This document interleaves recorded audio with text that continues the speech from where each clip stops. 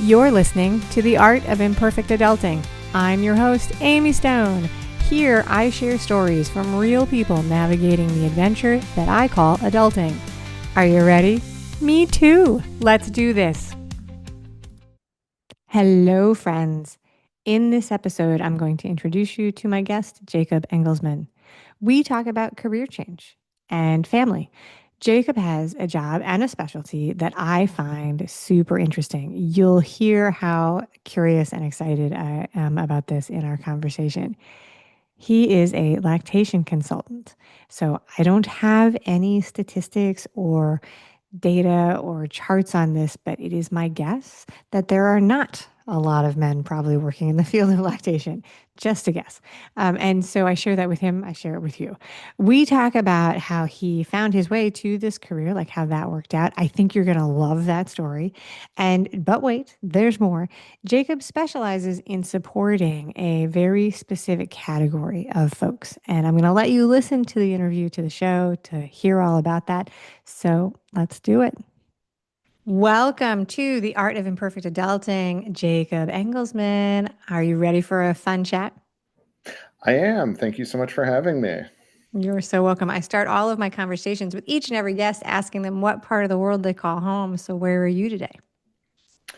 Right now, I live in Atlanta, Love it. Georgia. Love it. Home of horrible traffic, I hear, but I have bad Oh, traffic where I live too.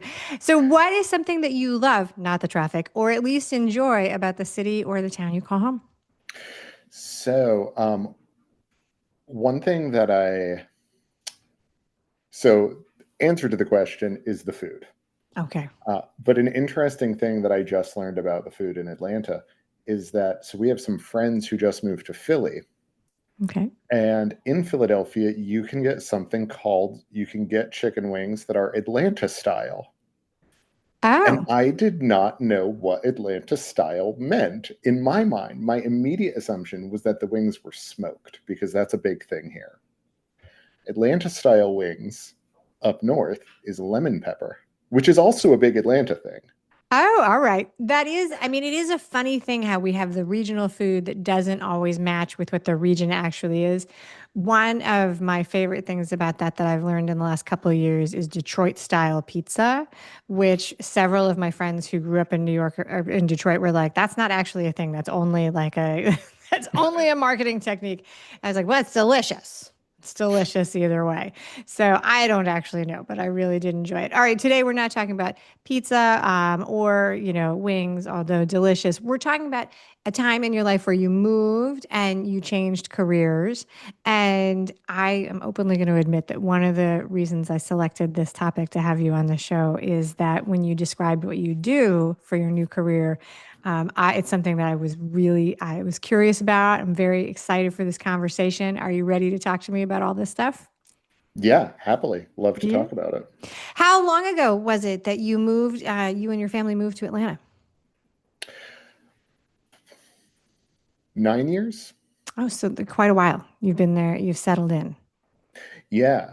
We moved here. And we just moved here from Athens, which is about 45 minutes away. Before that, I've lived in New Jersey, Kentucky, North Carolina, Iowa, California, and now Georgia. So we've been kind of all over. Um, but we were in Iowa, my husband getting his graduate degree, his master's. And then we wanted to move back to the South. He's a librarian. He got a job at UGA in Athens, so we lived there for a few years. Then we wanted to move to like a proper city, but stay in the South.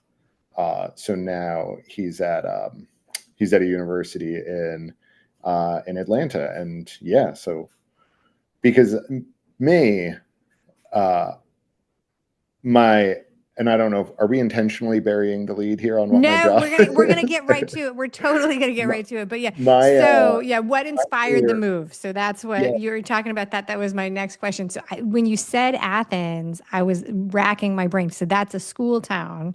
So you guys yeah, were that's where the bouncing University of around doing Georgia is. some. So you were in Iowa for school, graduate school. You moved to Athens, where I have been because of the school connection many, many decades ago when I was also a student. You guys wanted to be in a city. And then, yeah, tell us a little bit about, and what job were you doing? What career sort of service were you in before when you came to Atlanta, I guess? Yeah, so I'd been in food service since I was 15 and I got a job at McDonald's. Okay. And that's the thing. It's when you can cook, like um, if you're good at it, like I enjoy doing it. It was fine. And there's lots of different things you can do when you're working in food, right? I was a baker for a while. I was in management for a while. I was a line cook. I was a prep cook. There's all sorts of fun different things you can do. And if you're good at it, you can get a job anywhere. So if we're moving around a lot, right, Yeah. I can just go from restaurant to restaurant. Um, The hours are tough. the hours can be tough. Sometimes the hours are great though. Best job I ever had to this day. I was a pastry chef in fine dining. I worked from 6 until about 2, 6 in the morning. But I didn't see another human being for the entire first half of my shift. I'd get there, the kitchen was empty. I could Very just nice. take over and do everything I needed to do. Oh, because it was like a That's- dinner service. You were creating yeah. pastries for the dinner. Because the opposite is if you're like, if you want to be a bagel maker or a donut maker, that's like 2 a.m. to Oh, 10 yeah. in the morning, right? That's like a rough shift, like time to make the No, this was donuts. making all the cakes and everything for dinner. And no, that's the thing. It's when people who haven't worked in restaurants think of restaurants, like line cooking. Yeah. I don't do that. I have done that, and I am very bad at that. I am not good at that at all. I get very frustrated.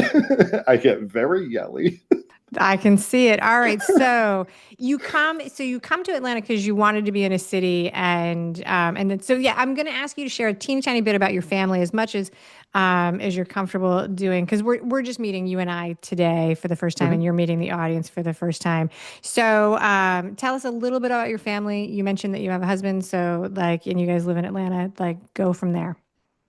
Yeah, no, and it's yeah, so he works in university and just like being in academia, he's very specific about the places he can work. Yeah. So um so when we moved to Atlanta, I and it's just us. We don't have kids. We have, That was yeah, so that is yes. because leading into, I have not gotten to what you do now, but Yeah. I like had all you and I just had not talked and I know what your new job is. And I was like, all right, so are there kids? Are there family? Like, how did we get there? No, we are committed uncles. Okay. Committed uncles. There we go. Very Lots of good. nieces and nephews. We are committed uncles. And yes, so when we moved to Atlanta, um, he got his new job and kind of decided that like I've been in food service, for 20 years at that point. Not 20, but nearly 20 years at that point. I and was just kind of done with that. I wanted to explore something new. And there were two things that I knew, which is that on the one hand, I'm really good with kids and I really like taking care of young children and particularly infants. I'm just I'm my mom, like even when I was a little kid, my mom always used to say that I had baby magic, right? Okay. Like there's a crying baby, give it to Jacob, and like I'm just good with babies, right? Did you have lots Uh, of cousins, like nieces and nephews and cousins? yes, Yeah. yes, I feel like yeah, the baby skill sometimes comes to people in big families because they're yeah. around babies. It's only me and my sister, but like my mom is one of 9, so I have tons of aunts and There, uncles. yeah. Uh, um, I've got tons of so yeah, I've got tons of cousins on both sides of my family. Um, and then right, so I knew that A, I really like babies, and B, I'm not trying to go to med school, right? I don't want Okay. to be a pediatrician. Fair So I enough. looked up what I kind of like sat down and considered what would be the ideal job for Jacob. And I figured out like what the word for that job was. And what I came up with was postpartum doula, which is for listeners who don't know, a doula. So there's birth doulas and there's postpartum doulas, and they're not medical professionals, but they are people who have training in like helping you through pregnancy and delivery and the postpartum period, mostly from like an emotional point of view. Um, and I absolutely know that there's going to be a doula listening to this who's going to be like, well, actually, like there's more to it than that. This is the abridged version. And they're using, I don't know where I had not heard the word doula until, I don't think I knew that word as a kid. I don't know how long it's been around, but there's also, they're using it in, I think, new ways. So the first type of doula I'd heard of was the delivery doula that you're talking about, somebody who's like, and these are my words and it's not my expertise, but you would bring them on as a part of your team. They sort of like will advocate for you and help you walk through the Hmm. process. Hmm. But I've talked to several people over the last couple of years who are doing things like death doula. So using Yeah. the same word, but in a different situation. So I don't know if this is an old word that we're updating or if it's a new word that we're, Yeah. repositioning. I really don't know. So, Yeah. It's being used in a lot of different contexts to mean like somebody who's helping people through transitions. So so you picked this very intentionally yeah. and take doula trainings. So I And what did you do this training in person? Was it like you went and like in person course or was it Yeah, online? no, it was an in-person course. And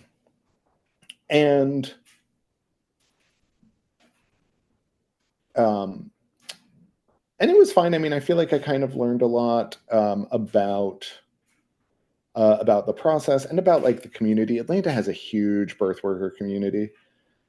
Um, and I so after I did that training, I was reaching out to a bunch of other Atlanta doulas. And so I just Googled like Atlanta doula, and then I just had coffee and lunch with a million different people.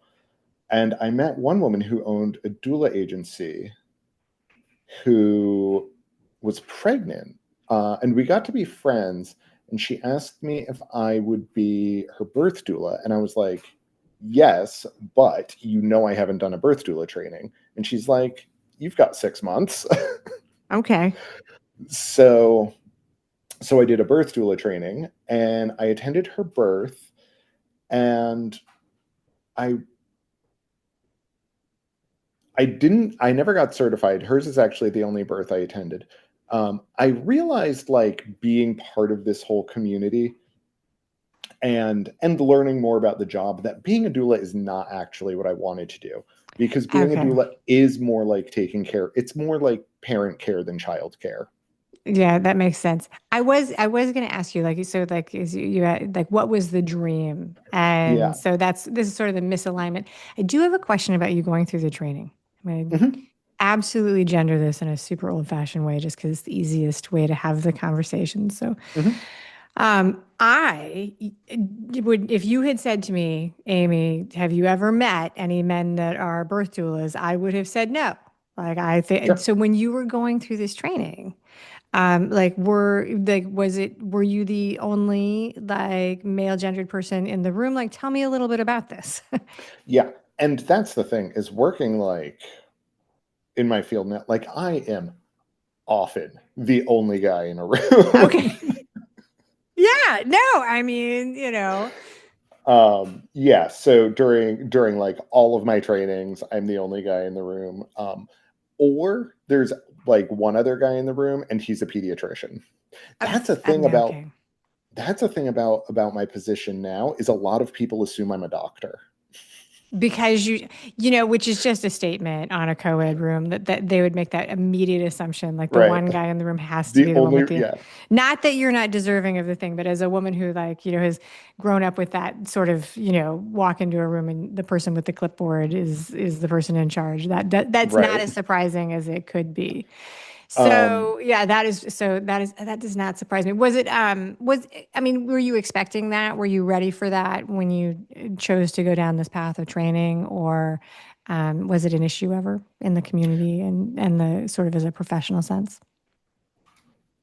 yeah, I'm not too surprised by it, but also I am a person who, like, I have always been more comfortable hanging out with women. Okay. Um, yeah, couldn't like necessarily say why. Like,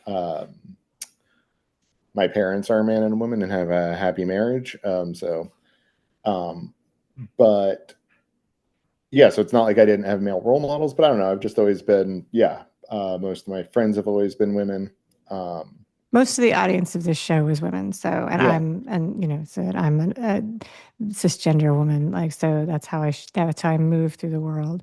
So okay, so the dream described then before you started the first training for postpartum doula, and you had really thought about it and were intentional about choosing this job description and the training. What did you tell us a little bit more about what you thought the job was going to look like that it turned out was not a perfect match?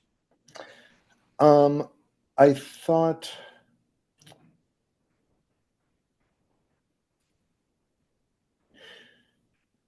I thought it was more like like taking care of the baby and less like taking care of the parents so they can take care of the baby, right?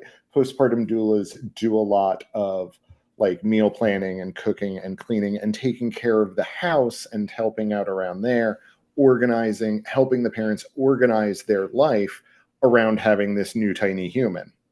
Got it. Got it. As opposed to like a baby nurse that's a nighttime nurse who's holding the baby and rocking the Right, baby right. while As people opposed to sleep. somebody who's holding the baby I get it. and I playing get with the it. baby. Yeah. And that's what you were wanting more hands-on time with the Right, right, babies, which right. is your special sauce. All right. So you get connected. I think that's brilliant that you look people up and you do coffees with all the people that are in this field. You meet somebody, you experience one.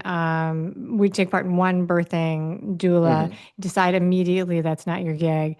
Somewhere in here, walk me through. You get a job at a lactation clinic. Yeah, so then I found out that there was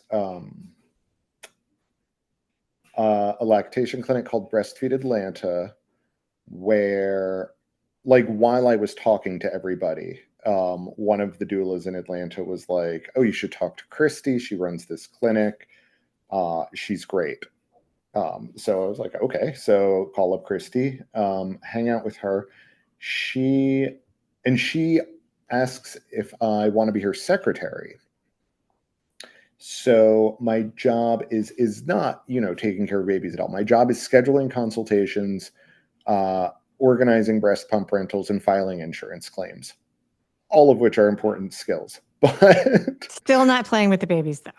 But what it did was it got me in the, like, I'm in the Atlanta birth worker community, Yep.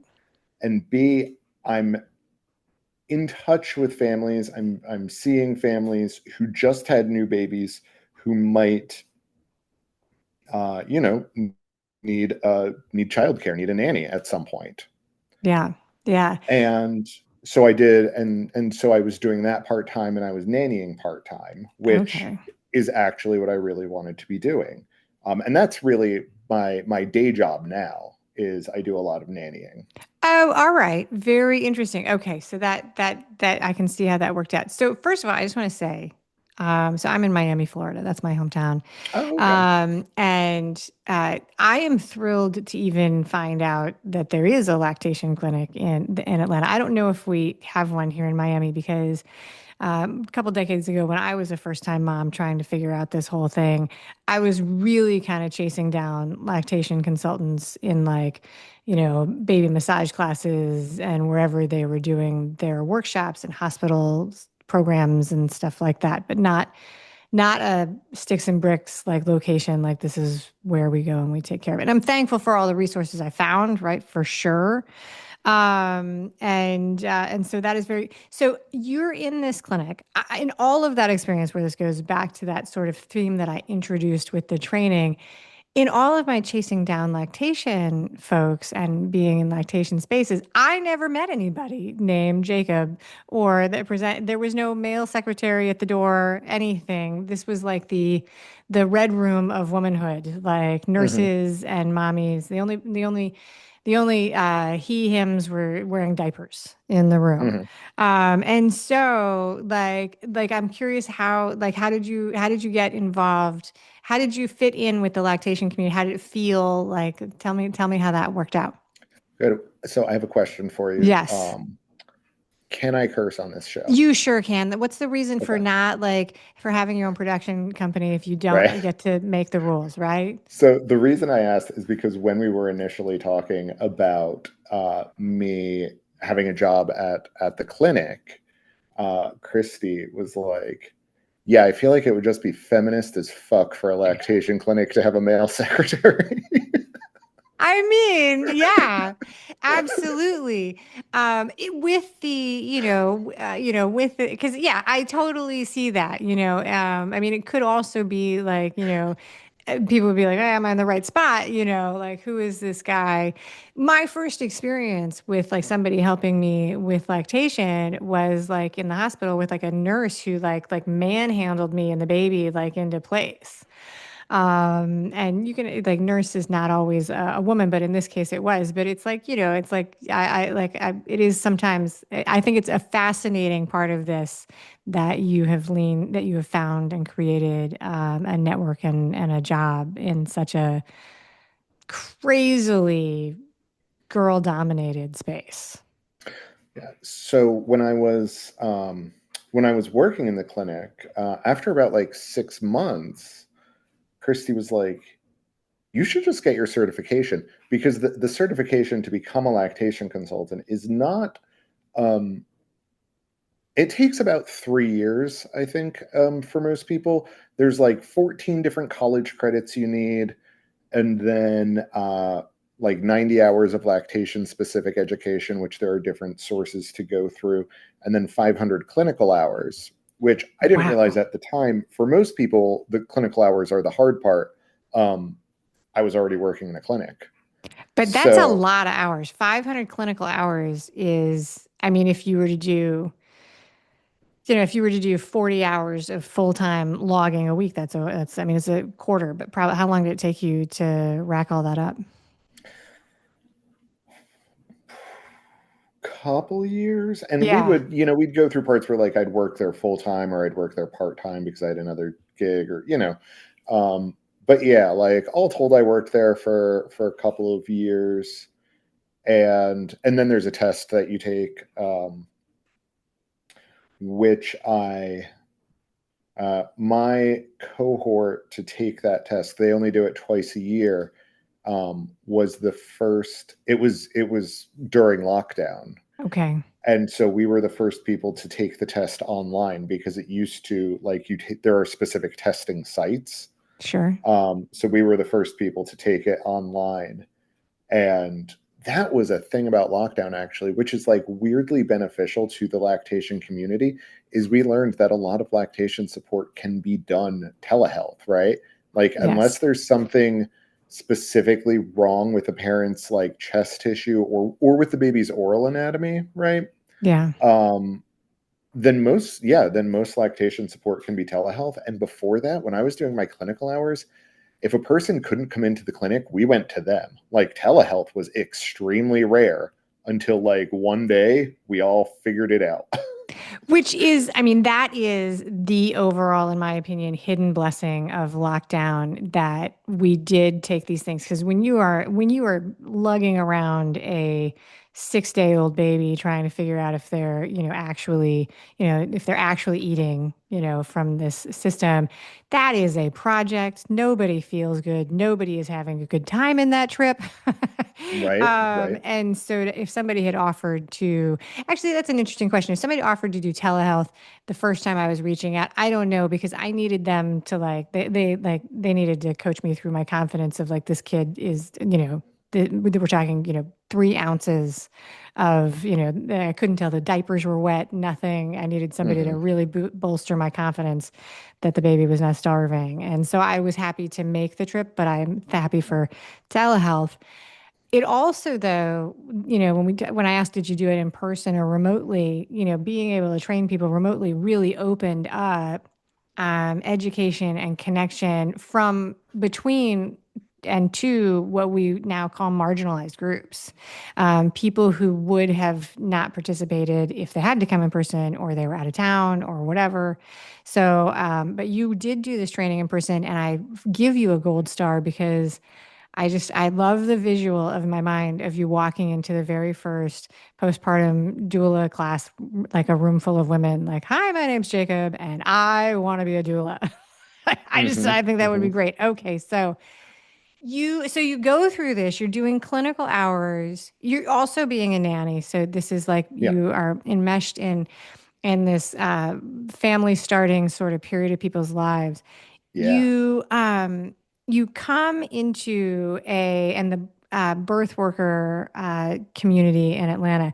You eventually come to a spot where you begin to specialize with a very unique group.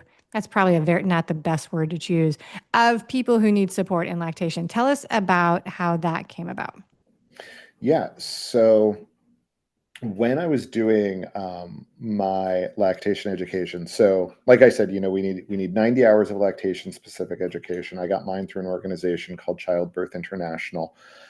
But then also, like I was reading all these books for lactation consultants, and there's like two medical journals for lactation consultants. So I'm getting like really into the nitty gritty of this field, and it dawned on me that there's all of this information that's super relevant and would be super helpful for queer and trans families that is uh like not really being presented in a way like for families, right? it's Right. all it's all in the stuff for lactation consultants. But B, like even in the books about lactation and childbirth, it's not it's not for queer and trans families. It's for every book is assuming that the person reading it is a cis woman who just gave birth, Is right. I represent the standard person 100%. which Yeah. 99% of the time is true. But there's still thousands of people, right, who for whom this information is super relevant, and being it's not accessible, or it's not being presented in a way that is appealing to these communities. 100%, 100%. So, all right. So you discover that. So you are married to a man. So you are part of the queer community to Yes. start. But you discover you guys are not. You guys are not. You guys didn't discover this through personal experience. Something happening inside your house. You sort of came to this conclusion or awareness by reading the materials and just general knowledge of the Yeah. world. Yeah. Yeah. Yeah. And I was like, this this is a like there is a book that needs to exist that does not exist, right? Yeah. Like this book that is lactation information written for trans guys and non-binary people who are pregnant or want to be pregnant and have questions, trans women and cis women who want to induce lactation because their wife is giving birth. um like this is a book that should exist that does not exist. But of course at this time I'm still like I'm not even certified yet. I Okay. So I'm like, this is a book that should exist, does not exist, and I have no business writing a book on lactation. Oh, so If that's so funny. It's like so then I'm somebody like, should write if this book. yeah, It if shouldn't be in me. 5 years this book does not exist yet, I'm going to write it. Oh, very interesting. All right, so this is when I read your description of what you did and your specialty, I was like, I totally want to have this conversation because And I want to watch because it's something I've been reading about. It is like a loose part of like inducing lactation. Well, let's back up. Before you have kids, it like this whole lactation thing seems like it's like, ready, set, go, and it's easy for everybody.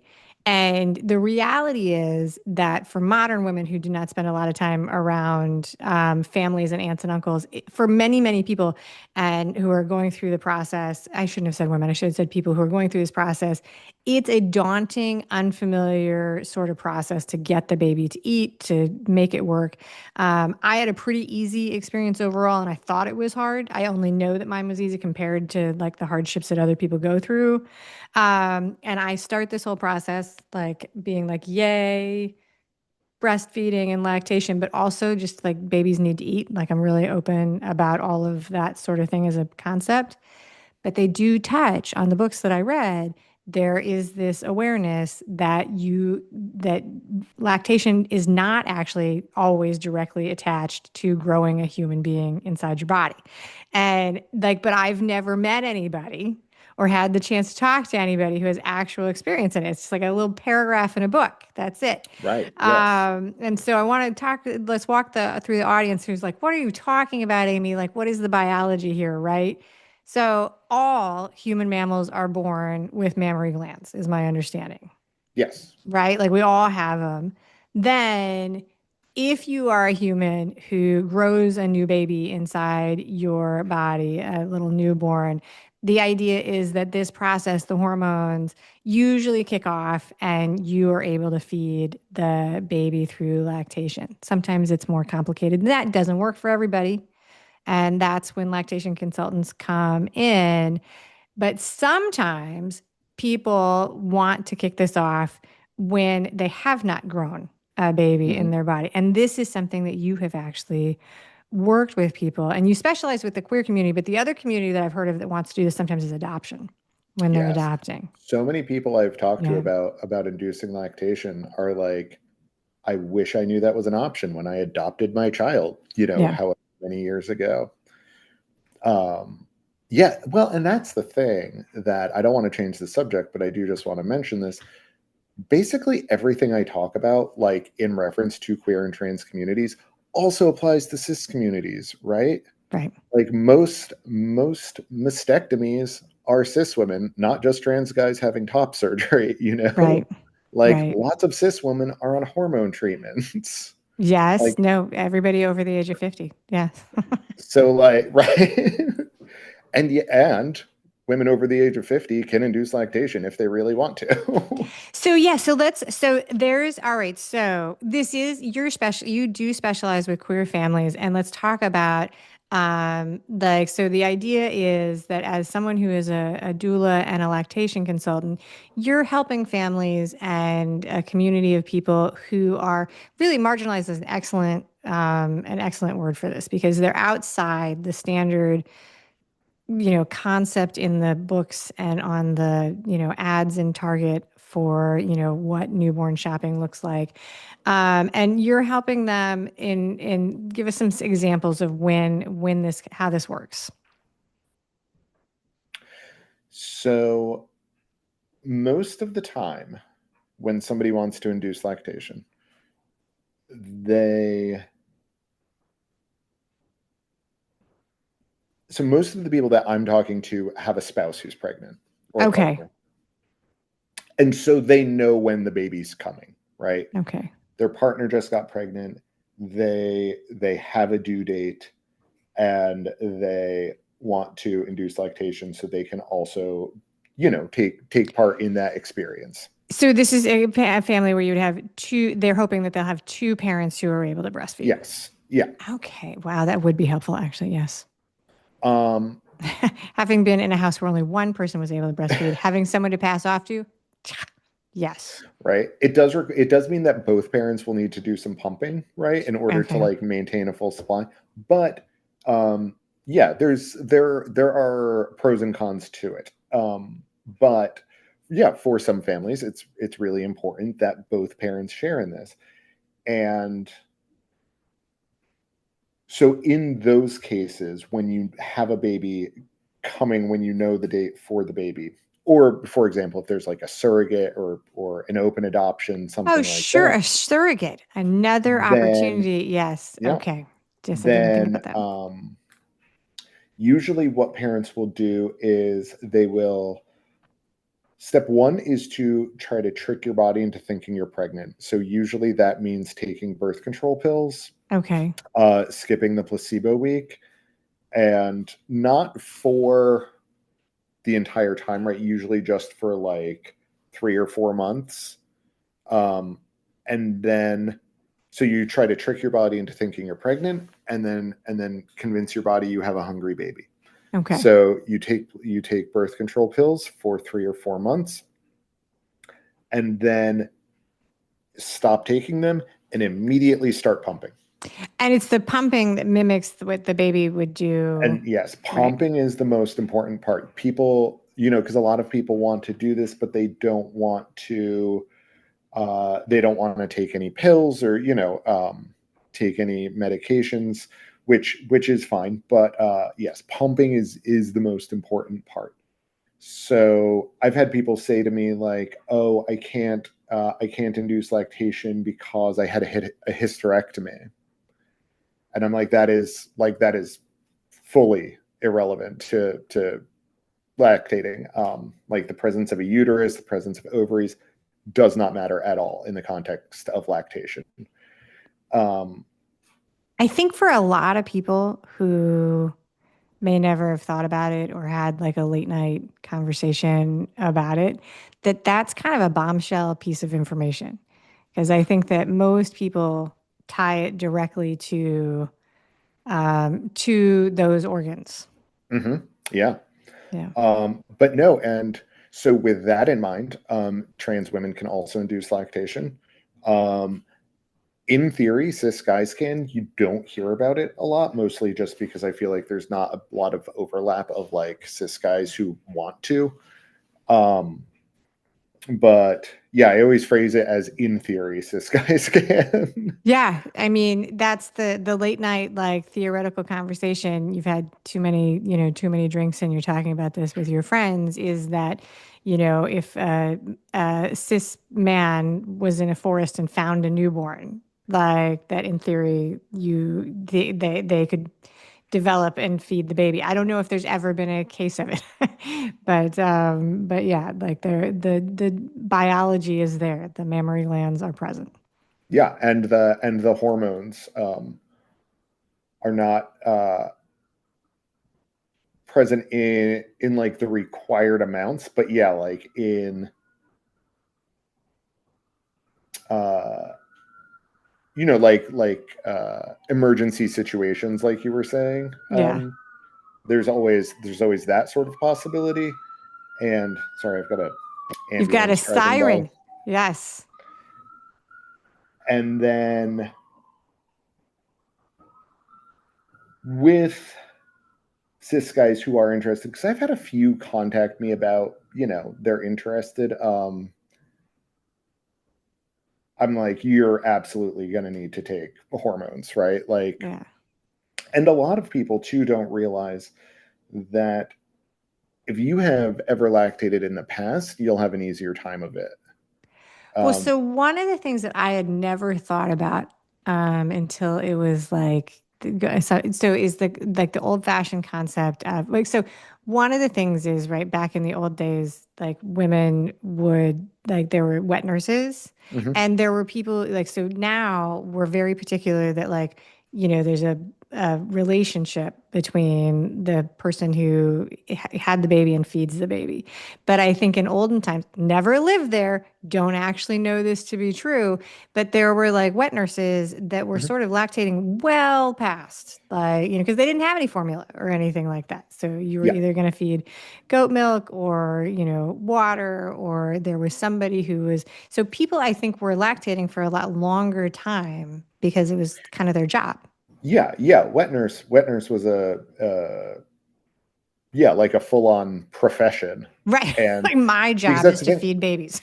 yeah, like as long as you are continually, latching a baby and removing milk, the body will continue to make milk As long as it's, yeah, no. I mean, I So want to say indefinitely, but like as a professional, now I'm like, how long could you just do it for 20 years?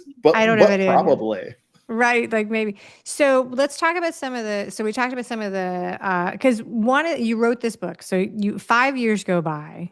Yeah. No, you're doing all this certification. You told yourself almost like that high school deal where it's like if none of us are married by the time we're 30, we'll marry each other. You were like, if in Right. 5 years, if this book still isn't written, I'm gonna write it.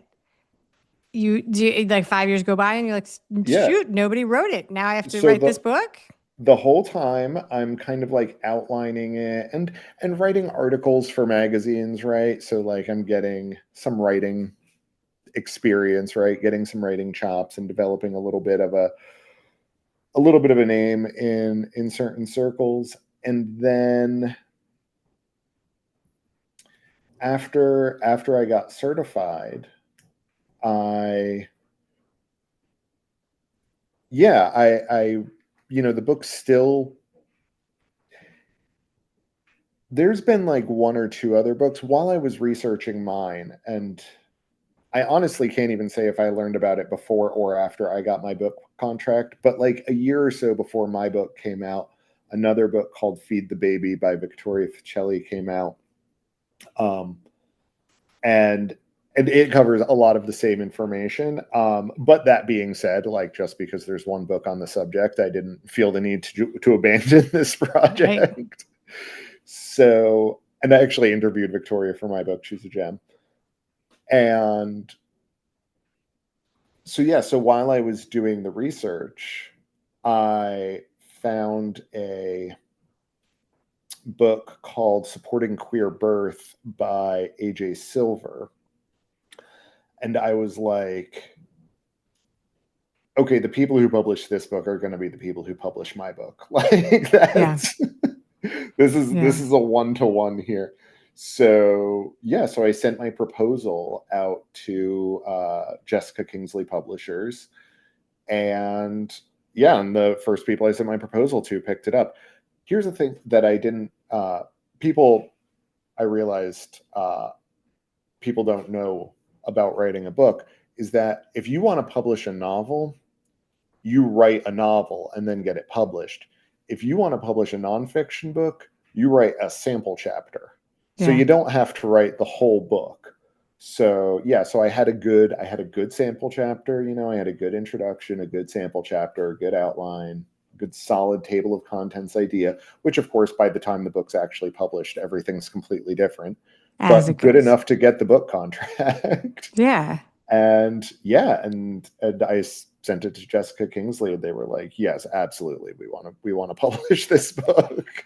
I mean, I think it's a really amazing thing because there's a lot of choices and decisions here that just sort of lined up. And it sounds to me as an outsider that, you had some good timing and awareness to say, hey, this is a part of the human community that is not being served well enough to lean into it and do the research and committed 5 years to wait to write a book and still be willing to do it. That's a long time.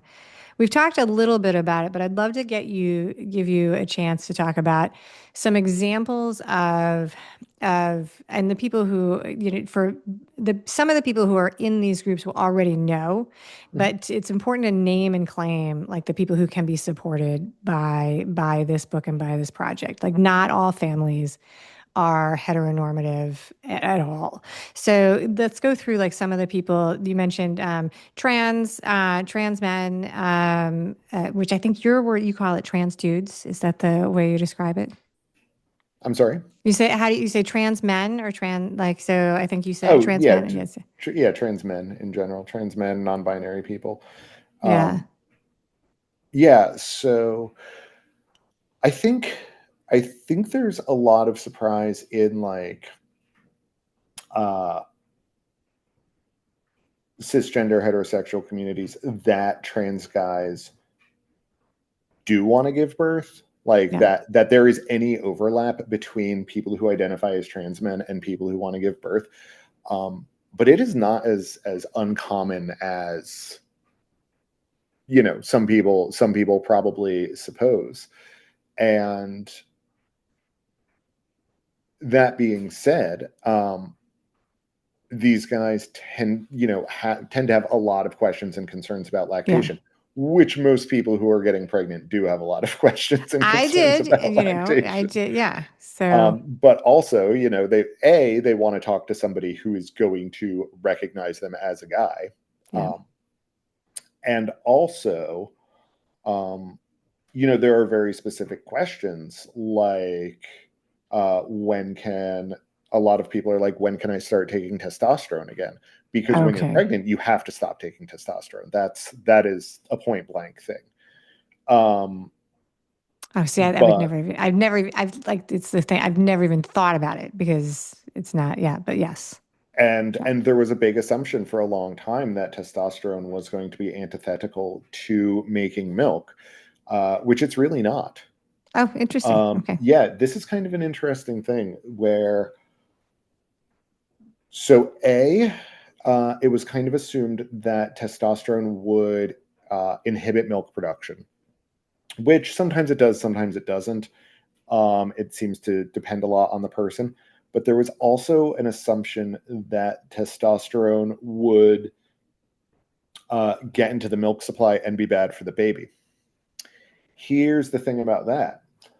Um, and this is like, these are based on case studies where people have had the lab work done, like done all the testing levels in the blood and the milk and everything. So here's the deal. So testosterone gets injected, goes into the blood supply. Testosterone level, some of it does get into the milk. However, when the baby eats that milk, testosterone is not absorbed well by the stomach, which is why they use injections to begin with. So, um, when the baby gets that milk that does have a higher testosterone level, it does not lead to a higher testosterone level in the baby's blood. The baby just poops that testosterone out. Oh, okay. So, because the way people take testosterone in most cases, intramuscular injection. Yeah, Yeah. yeah. And Um, I didn't know that that was even because, because it wasn't digested, but that makes sense. I think it's, so when you were writing the book, and we'll wrap this up pretty soon. When you were writing the book, were you in a spot where you were able to find a lot of existing research, or was it a lot of interviews and talking to people who were, figuring this out and working through it without, without writing, lab doing lab work and going public with it because there is small sample size. so a little bit of both. Okay. Most of the research is small sample groups or case studies. Um, so I was doing a lot of research in the journals, and it's funny. I actually said two. There's actually three journals on human lactation. There you go. There's clinical lactation. There's the Journal of Human Lactation, and the Academy of Breastfeeding Medicine also has a journal on human I lactation. love that. Never knew. Okay. Yeah, right. Yeah, yeah. Parents aren't reading the Journal of Human Lactation. It was not, I read I had, I was a very nervous new mom, and I called my dad and I sent him to the bookstore to buy the Dr. Sears book on breastfeeding. Yeah, And that's, that was my, other than, what to expect when you're expecting. And, yeah. that was kind of it for me. But then Um, also, so I was at a conference. I was at a lactation conference when I first started writing this book, and one of the presentations was on supporting trans women who are inducing lactation, by this okay. speaker named Brenna Hayden. And as I'm watching this, I'm like, oh, I need to interview for them for this book. Like we need to collaborate on this chapter because like they know way more about this than I do. So yeah, Uh, so trans men, trans women, and I would think like, so this is not anything I have experience with. The first time you ask somebody, though, I mean, it can be a very personal conversation to talk to a doctor about anything, but it's to open up the conversation and begin to think about family planning when you're not sure how the person on the other side of the conversation is going to receive you as a human being, or feel about the situation. Like family planning in family planning is a complicated thing in anything, right? In any kind of family, but in queer families and queer communities, I think it's an extra layer of consideration, safety, and acceptance. And so, and I was wondering if that would fall over into the research on these topics. Like, how are we going to do this? Who are we going to talk to about it? Who knows about it? How public do we go with this information? Yeah, there's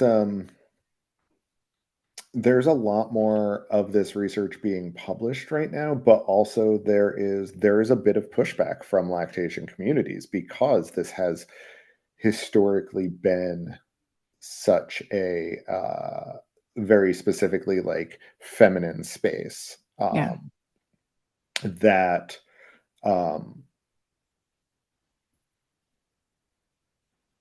that now like other communities are, also wanting to be a part of it because they are also lactating people.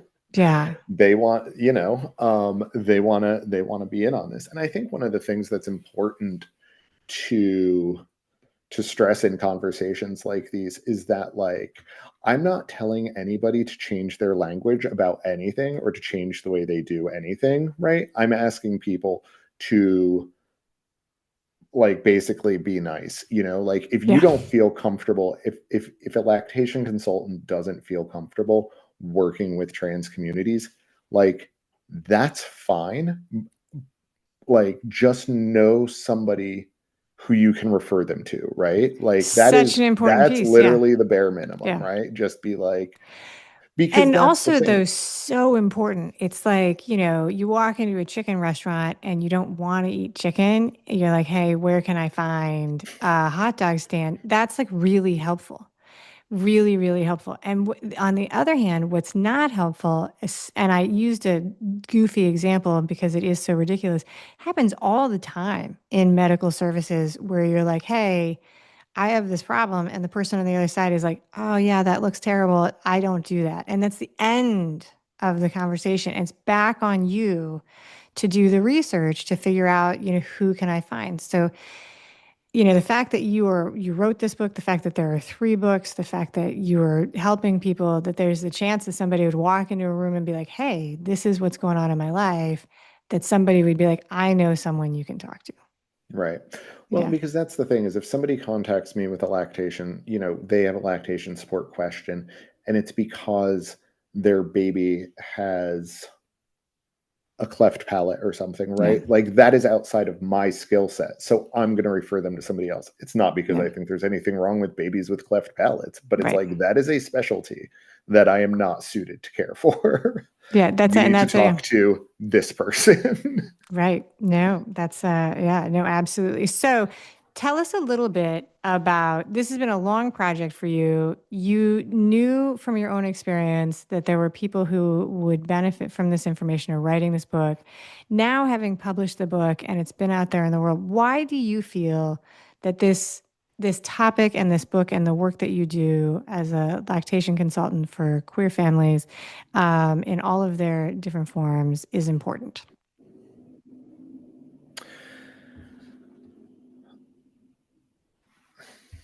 Why do I feel that it's important? Because because we have historically just been like an underserved population. And it's not even sometimes, I mean, sometimes, yes, we've been a population underserved intentionally by different groups. But in this field, in this scenario, like it is just now coming to medical professionals' attention, right? Right. Like they're like trans guys who want to give birth, like were extremely rare. Like I remember when I was younger, Thomas Beatty is like the first person who I think is legally considered a man who gave birth. And it was all over the news, right? His memoir was like a bestseller. Yes, it's um, very modern. Yeah. yeah, so yeah, like it is kind of a new field. So, and I think that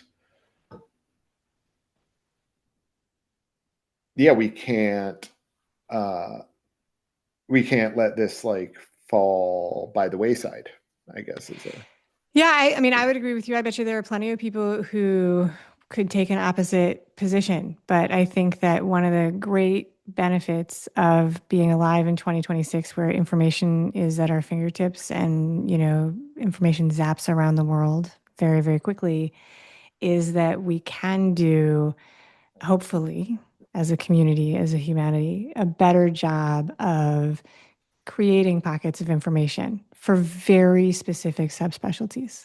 Mhm. Yeah, I think Yeah. yeah. I like that, pockets of information. Yeah, because I mean, this is something that you specialize with. I mean, do people reach out to you? Do people find you sort of from all over the world or just in Atlanta? For nanny, probably just in Atlanta, but Oh, yeah, no, for lactation support, I almost exclusively do telehealth because most of the people contacting me are seeking information, right? They are yeah, not people who currently have a hungry baby and are having, yeah. and if they are, then I usually help them find a local lactation consultant who's going to be uh, accepting. Um, um, but no, almost everybody that I talk to as a lactation consultant is somebody who either wants to be pregnant and also feels like they want to have top surgery and they have questions about how to do that, or they're a cis woman or a trans woman and their wife is pregnant and they want to induce lactation. And then with the inducing lactation, I used to do like follow-up consultations every like couple of weeks. Um, but then we realized that that is like largely unnecessary because once you get started with the pumping, like the follow-up consultation is like, how's it going? How much milk you making? You feeling all right? Like it can easily be an email. I can totally see that. I can absolutely see that. All right. uh, So, so it became like consultations like when you think that you actually might have a problem, when it's just a yeah. question of like, you doing all right? Okay. No, and I think that, people who are, this is, a very, it's a very personal thing, but it's also very much in touch with your own body. And I think that the folks that are reaching out to you are very invested, and aware of their own physical body, and which is helpful for this. So, in a second, we're going to wrap this up, but let's tell people about the book. And I will put the link to the book on bookshop.org in the show notes wherever people are listening so they can find it there. Thank you. Yeah, I just realized I haven't actually said the name of my book yet. Yeah, let's do it. So it is Lactation for the Rest of Us, a guide for queer and trans parents and helpers. It came out February 2025, so almost a year ago now, from Jessica Kingsley Publishers. I am currently working on, I'm thinking of it as like a follow-up book called Baby Wrangling for the Rest of Us, Okay. about like a book about infant care, but that's written in kind of the same way, as it's not going to assume the gender or sexuality of the parents at all. Yeah. I do not have a contract for that one yet, so if I have any publishers or agents in the audience, please reach out.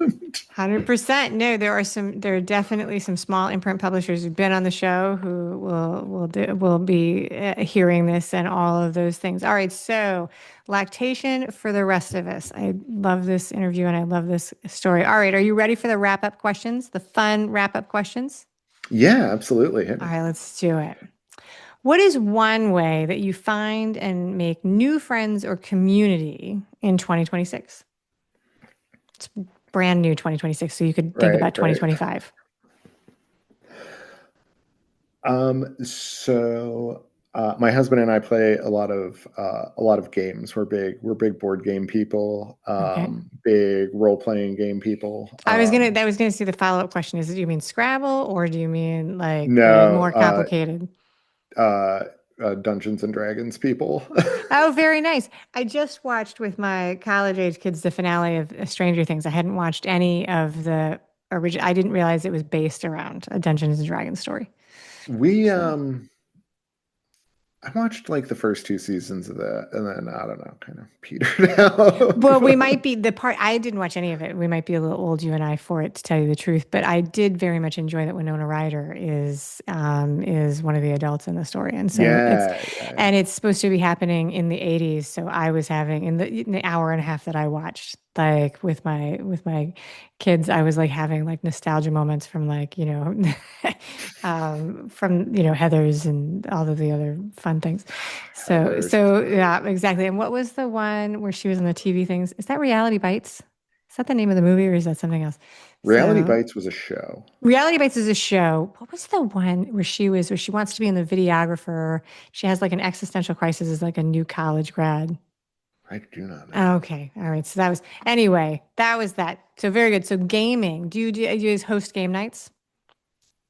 Yeah, we and that's another thing that we learned you can do online during Oh, lockdown. really?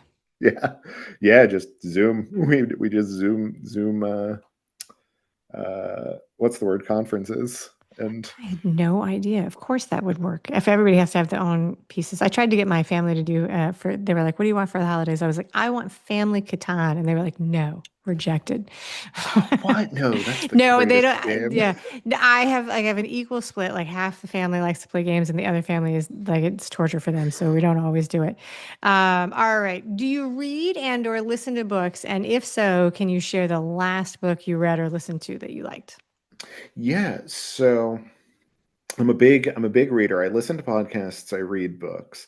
But one of my little like things that I do on the side is I review horror novels for a Oh, website okay. called Malevolent Dark. So I just read a book by um hold on one second. She has two last names, so I want to make Let me make sure sure I she get it get them right. in the Yep. right order. Okay. I just read a book by Gretchen Felker Martin Okay. called Black Flame about like a haunted it's about a movie that was made like pre um like right before World War II, and like all of the copies of it were destroyed. But then this film restorer gets a copy and starts restoring it, and like like spooky horror novel stuff starts happening. Okay. um, yeah, so that was that was a Very really good good. one. I wildly oversimplified that plot. If Wow. she's listening to I this, only I'm sure gave you like a she's second. furious, but Well, let's hope but she's yes, happy for and she has two other novels out that are equally great, Cuckoo and Manhunt. So yeah, if you're a fan of horror novels, Gretchen Felker Martin. So not exactly a horror, but I was having a conversation with one of my other kids because apparently there's a remake of War of the Worlds on TV with Ice I've Cube heard about as the that. character. Yes, I heard about that. And so then I said, well, that's really interesting. I said, do you know the original story of the radio program War of the Worlds? And, this conversation required a history lesson about radio programs, pre-TV for this very young audience. And then I like read them the Wikipedia thing about how there were some people who would listen to the radio show who thought there were actual Martians coming to there, which is a super funny thing, that could happen. But then again, I fall for AI stuff all the time. So it could happen today. Right? Yeah, that's the thing. It's like, oh, those unsophisticated people in the 30s, and it's like, no, dude, like you totally would have fallen for Oh, 100%. that. I tell people all the Absolutely. time, I'm like, I think I'm very savvy, but I was obsessed with like the grandma. I thought she was feeding, like she domesticated a bear and she was like feeding the bear. And then somebody's like, that's fake. And I was like, what? And then I thought about it and I was like, of course it's fake. Of course that's fake. But I just really wanted it to be like a real thing. All right, last one. Are you a morning person or a night owl? Um, I like the idea of being a night owl, But because I have to get up at like 6 o'clock, 6:30 in the mornings, I'm kind of forced into being a morning person. And is that because you get small clients who are early morning risers for the Yeah, families? yeah. Yeah. So just yeah, 'cause I've got like a 45-minute or an hour commute, and job starts at 8, and yeah. So yeah, like spiritually I'm a night owl, but I'm forced Mm. into being a morning That's person. right. So I'm very much a morning person, and I have no idea whether or not that's because I just always would have been that way, or because it was beaten into me by the rigor of like getting up early for years and years. I just have no idea, but it stuck, and that's just I've accepted it about myself, and I'm like, that's Yeah. great. I This is feel who like I am. I feel like if I could write full time, I would absolutely be up until 3 a.m. writing every every Yes, night. that is the persona of the writer, like, writing off into the middle of the night. All right, that's it. Jacob Engelsman, thank you so much for being a wonderful guest today on the show. Thank you so much for having me. This has been great. Thank you for listening today. I hope that you enjoy the show. And before I go, I want to encourage you to become a bigger part of the conversation. Obviously, subscribe wherever you're listening to the show. Listen to more episodes. That'd be great. Again, please write a review and tell your friends about the show.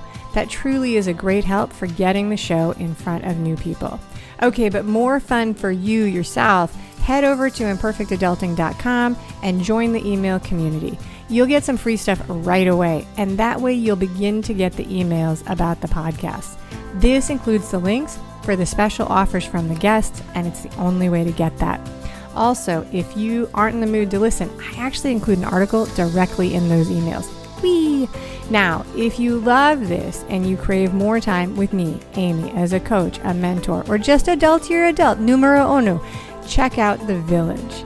If you have a story you want to share with the listeners, I'd love to hear from you. I have an open application. Just let me know you want it. And that's a wrap for today.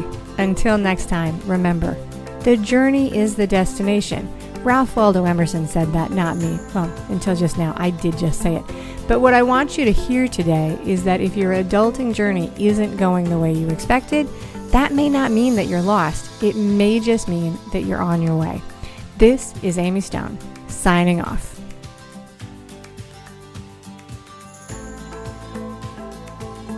The Imperfect Adulting podcast is created and produced by Amy Stone and Amy Says So. Anything expressed on this show is offered as entertainment, and the views of the guests may not always represent the ideas and viewpoints of the host. That's me. Amy does not intend or hold herself out to provide professional advice or recommendations of any kind. In the end, you and you alone need to make those kinds of decisions based on your personal and individual situation, needs, circumstances, and comfort level.